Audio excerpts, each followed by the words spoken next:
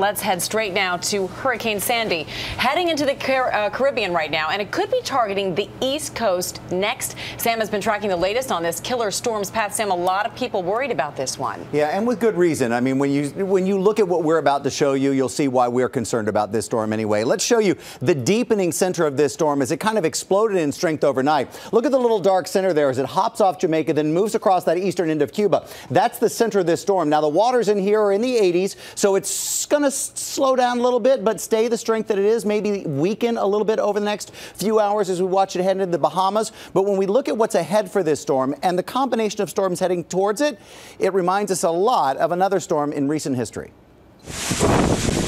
Category 2 Hurricane Sandy will roar through the Caribbean after pounding Jamaica and Cuba with winds up to 114 miles per hour.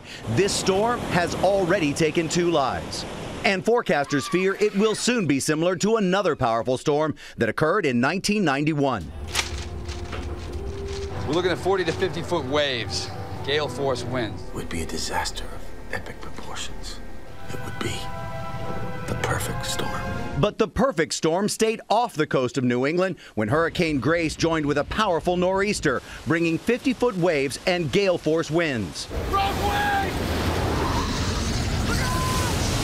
This storm could be worse, and forecasters say it could blast much of the East Coast, even coming on shore, starting this weekend. As Hurricane Sandy moves up the coast, it will meet up with an Arctic front moving across the U.S. and get extra support from the jet stream with a blast of Arctic air from the north. 3 elements colliding over the country's most populated corridor.